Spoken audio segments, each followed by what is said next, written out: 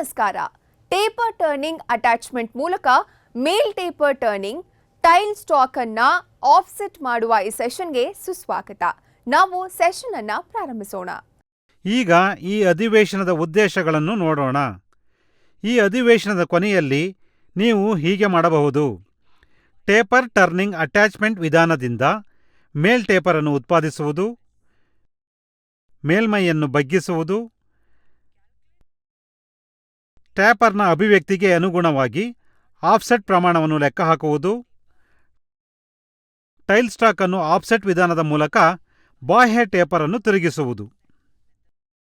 ಈ ಅಭ್ಯಾಸವನ್ನು ನಡೆಸಲು ಅಗತ್ಯವಾದ ಉಪಕರಣಗಳು: steel rule, outside callipers, facing tool, centre drill, chamfering tool, taper turning attachment, knurling tool, drill bits, drill chuck, parting tool, boring tool, vernier bevel protractor and vernier callipers.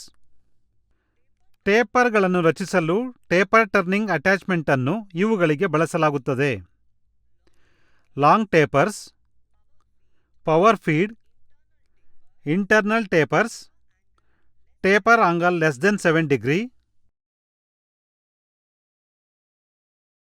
Attachment ಬೆಡ್ನ ಉದ್ದಕ್ಕೂ ಸ್ಥಿರವಾಗಿರುವ ಮಾರ್ಗದರ್ಶಕವನ್ನು ಹೊಂದಿದೆ ಮತ್ತು ಸ್ಕ್ರೂ ಕಾರ್ಯವಿಧಾನವನ್ನು ಬಳಸಿಕೊಂಡು ಅಗತ್ಯವಿರುವ taper ಕೋನಕ್ಕೆ ಚಲಿಸಬಹುದು. ಮಾರ್ಗದರ್ಶಕದಲ್ಲಿ ಜೋಡಿಸಲಾದ ಸ್ಲೈಡಿಂಗ್ ಬ್ಲಾಕ್ ಅನ್ನು ಪಿವೋಟ್ ಸಂದಿಯ ಮೂಲಕ ಅಡ್ಡ ಸ್ಲೈಡ್ಗೆ ಸಂಪರ್ಕಿಸಲಾಗಿದೆ.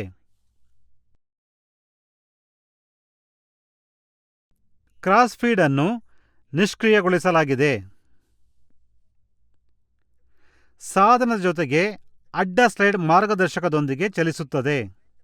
ಮಾರ್ಗದರ್ಶಕದ ಸ್ಥಾನವನ್ನು ಕೋನದಿಂದ ಬದಲಾಯಿಸಿದಾಗ ವರ್ಕ್ಪೀಸ್ನ ಮೇಲೆ ಅಗತ್ಯವಿರುವ ಟೇಪರ್ ಕೋನವನ್ನು ಪಡೆಯಲಾಗುತ್ತದೆ. ಕಾಂಪೌಂಡ್ ಸ್ಲೈಡ್ ಬಳಸಿ ಕತ್ತರಿಸಿದ ಅಗತ್ಯವಿರುವ ಆಳವನ್ನು ನೀಡಬಹುದು. ವರ್ನಿಯರ್ ಕ್ಯಾಲಿಪರ್ಸ್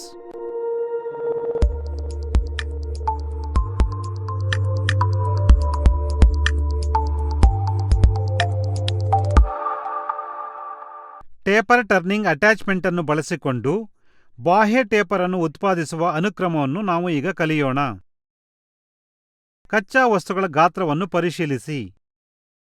3 ಜಾಸ್ ಚೆಕ್ನಲ್ಲಿ ವಸ್ತುವನ್ನು ಹಿಡಿದುಕೊಳ್ಳಿ. ಒಂದು ತುದಿಯಲ್ಲಿ ಫೇಸಿಂಗ್ ಕಾರ್ಯಾಚರಣೆಯನ್ನು ನಿರ್ವಹಿಸಿ. ಮುಖದ ತುದಿಯಲ್ಲಿ ಸೆಂಟರ್ ಡ್ರಿಲ್ ಮಾಡಿ. ಫೇಸ್ ಮಾಡಿದ ತುದಿಯಿಂದ 20 mm ವ್ಯಾಸವನ್ನು ಪಡೆಯಲು 22.5 mm ಉದ್ದಕ್ಕೆ ತಿರುಗಿಸುವ ಕಾರ್ಯಾಚರಣೆಯನ್ನು ಮಾಡಿ.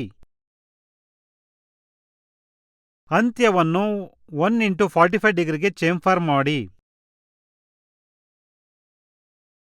ಕೆಲಸವನ್ನು ಹಿಮ್ಮುಖಗೊಳಿಸಿ ಮತ್ತು ಜಾಸ್ನಲ್ಲಿ ಕ್ಲಾಂಪ್ ಮಾಡಿ.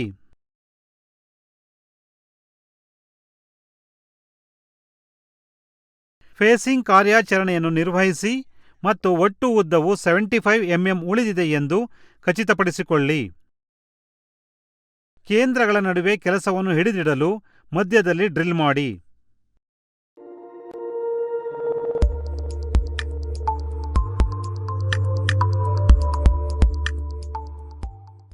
ಫೇಸ್ ಮಾಡಿದ ತುದಿಯಿಂದ 16 mm ವ್ಯಾಸವನ್ನು ಪಡೆಯಲು 15 mm ಉದ್ದಕ್ಕೆ ತಿರುಗಿಸುವ ಕಾರ್ಯಾಚರಣೆಯನ್ನು ಮಾಡಿ.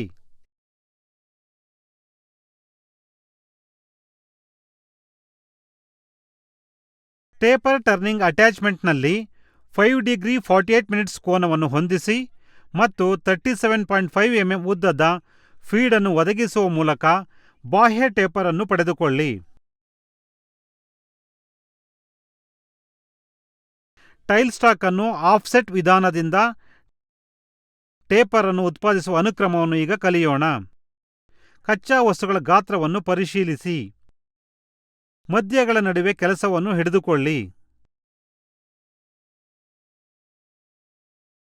12 mm ವ್ಯಾಸವನ್ನು ಪಡೆಯಲು 15 mm ಸ್ಟೆಪ್ ಟರ್ನಿಂಗ್ ಕಾರ್ಯಾಚರಣೆಯನ್ನು ಮಾಡಿ.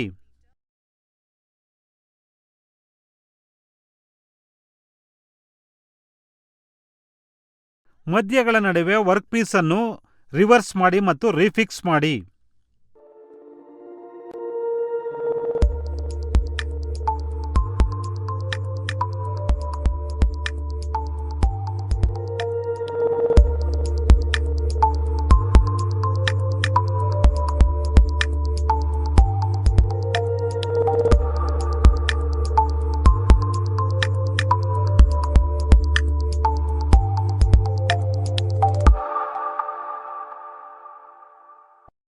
ಇನ್ನೊಂದು ತುದಿಯಲ್ಲಿ 12 mm ವ್ಯಾಸವನ್ನು ಪಡೆಯಲು 15 mm ಸ್ಟೆಪ್ ಟರ್ನಿಂಗ್ ಕಾರ್ಯಾಚರಣೆಯನ್ನು ಮಾಡಿ.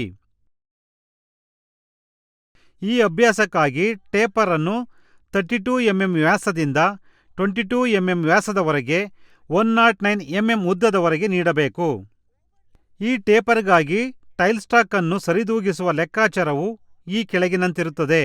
Large diameter 32 mm minus small diameter 22 mm divided by 2 multiplied by total length of the specimen 180 mm divided by length of the taper 109 mm. The tile stock must be offset by 8.25 mm. Tail stock ಅನ್ನು ಸರಿದೂಗಿಸುವ ಮೂಲಕ taper turning ಕಾರ್ಯಾಚರಣೆಯನ್ನು ನಿರ್ವಹಿಸಿ. ಅದೇ ರೀತಿ tail stock ಅನ್ನು 13.85 mm ಸರಿದೂಗಿಸುವ ಮೂಲಕ 20 mm ಉದ್ದದ ಮೇಲೆ 32 mm ನಿಂದ 22 mm ವರೆಗಿನ ಇತರ ಟೇಪರ್ ಅನ್ನು ನಿರ್ವಹಿಸಿ.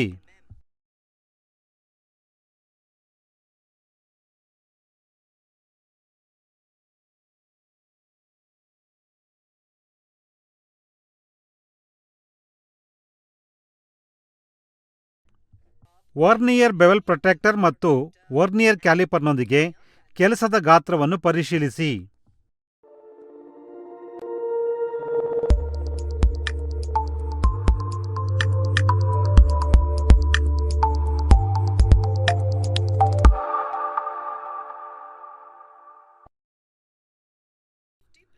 ಸುರಕ್ಷತಾ ಮುನ್ನೆಚ್ಚರಿಕೆಗಳು.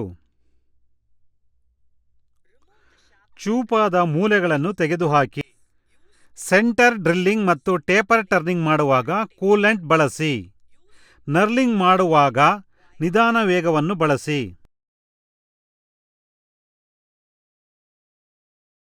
ನರ್ಲಿಂಗ್ ಮಾಡುವಾಗ ಸಾಕಷ್ಟು ಶೀತಕವನ್ನು ಬಳಸಿ. ನಾವು ಈಗ ರೀಕ್ಯಾಪ್ ಮಾಡುವುದನ್ನು ಕಲಿತಿದ್ದೇವೆ. ಟೇಪರ್ ಟರ್ನಿಂಗ್ ಲಗತ್ತು ವಿಧಾನದಿಂದ ಮೇಲ್ ಟೇಪರ್ ಅನ್ನು ಉತ್ಪಾದಿಸುವುದು, ಮೇಲ್ಮೈಯನ್ನು ಬಗ್ಗಿಸುವುದು,